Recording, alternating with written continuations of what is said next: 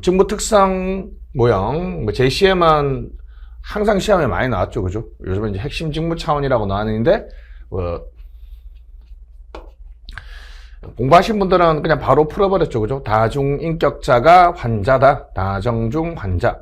그래서 제 암기법이 있죠, 그죠? 확실히 두 번째 암기법이, 그래서 시험 보신 분들이, 아유, 선생님 두 번째 암기법이 너무 잘 생각나서 잘 썼다는 얘기 했는데, 다양성, 정체성, 중요성. 이렇게 해서, 완료 자율성. 자, 요것이 이제 핵심 직무 차원이고, 그다음 심리 상태가 있고, 결과 변수로서 성과가 있습니다, 그죠? 다정중 환자. 요것만 기억하시면 거의 30점 중에 15점은 벌써 먹은 거 아니에요, 그죠? 충분하게 설명만 잘 하시면 아주 무난하게 딱 득점할 수 있습니다, 그죠? 자, 그래서 이제 약간의 여기서 이제 득점 포인트 위주로 설명드리면 됐습니다, 그죠? 허처버그의 직무 충실화 이론을 비판하면서 등장했다는 것이 아주 중요한 득점 포인트 중에 하나죠, 그죠? 그래서 이제 직무 수행의 자율성만 부여하면 되는 것이 아니라 정체성이나 중요성, 즉 그래서 심리 차원에서 의미감을 주는 그러한 직무를 부여하는 것이 중요하다는 것이죠, 그죠? 그래서 이제 핵심 직무 차원이 있습니다. 기술의 다양성. 그래서 요구되는 지식을 높여주는 거죠, 그죠? 그래서 우리가 나사를 조립하는 사람한테 타이어를 조립하라고 할 수도 있고, 그 다음에 설계하라고 할 수도 있죠. 기술의 다양성을 높여주는, 그죠? 또는 조립하는 업무가 아니라 이제 생산하는 업무를 시킬 수도 있고, 그죠? 자, 그 다음에 직무의 정체성입니다, 그죠? 그러니까 완결성이라고 하기도 하거든요. 그러니까 전체 직무에서 연결된 정도를 말합니다, 그죠?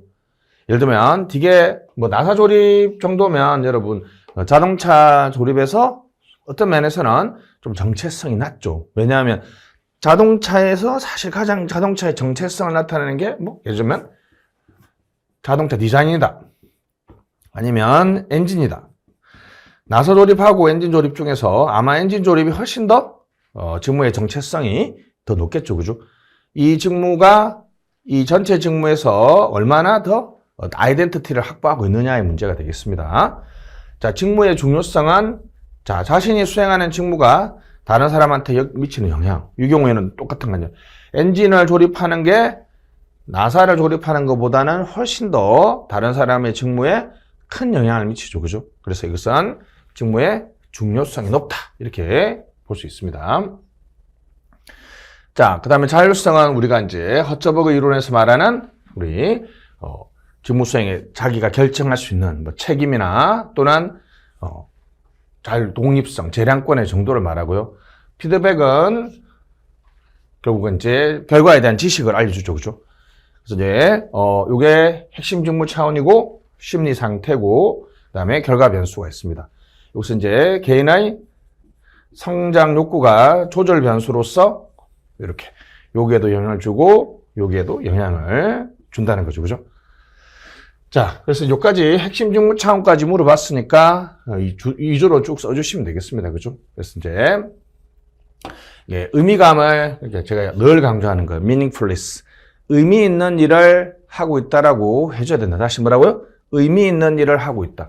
의미 있는 일을 하고 있다는 것은 기술의 다양성을 높여주고 직무의 정체성을 높여주면서 그 다음에 직무 자체의 중요성을 높여주는 것이 바로 의미 있는 일을 하고 있다고 보는 거죠.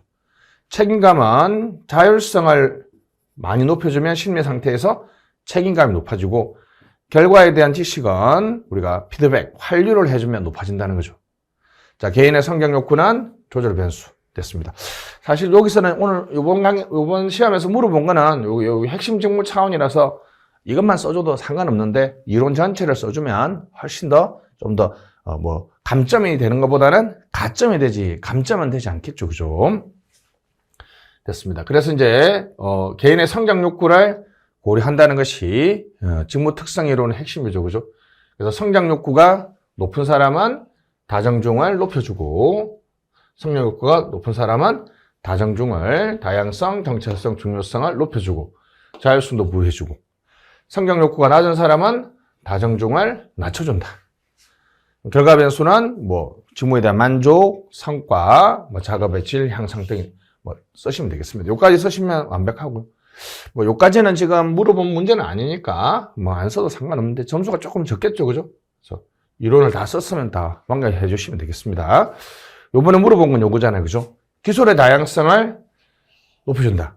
그러니까 예를 들면 주방장한테 주문도 받고 요리도 하고 속립 응대도 하고 계산도 하도록 하면 자기가 쓸 수 있는 기술이 다양해지잖아요, 그죠? 그러면 지금 기술의 다양성을 높여주는 거고, 정체성이나 중요도를 모두 향상시키는 방법은 직무의 합성입니다. 이런 거죠. 똑같은 얘기죠, 그죠? 자연적인 작업 단위를 형성하는 방법이죠. 예를 들면 웨이터, 음식점에서 웨이터의 직무 설계에서 테이블 전담 매니저로 바꿔주면, 자, 내가 테이블 10개 있는 식당에서 내가 3개를 내가 전담해서 한다 그러면 이 3개라는 게 나머지 7개 테이블에 되게 영향을 많이 주니까 중요성이 높아진다는 거죠. 그 테이블 전담이니까 내가 예약자를 결정하고 주문도 받고 응대도 하고 계산도 하고 때로는 주방장한테 어떤 음식에 대한 요구도 할 수 있음으로써 직무의 어떤 정체성, 이 전체 이 음식점에서 자기가 하는 일이 3개 정도 내가 테이블 전담을 하고 있으면 내가 다른 직무에 영향을 많이 미친다 이렇게 생각할 수도 있고 중요성도 생각할 수도 있고 그래 이 정도면 내가 우리 식당에서 아주 뭐 큰 일을 하고 있다 이렇게 생각하면 정체성도 높다고 볼 수 있죠, 그죠? 자율성을 높이는 방법은 직무의 vertical loading change, 그죠? 직무 풍요화죠, 그죠? 직무 풍요화. 피드백은 뭐 고객들에 대한 고객 만족도 평가라든지 뭐 동료들의 평가 등이 있으면 피드백을 많이 받으니까 상당히 활률을 높여줄 수 있습니다. 간단하게 보시면 되겠고 다음 평가는 시험에 참 많이 나왔죠, 그죠?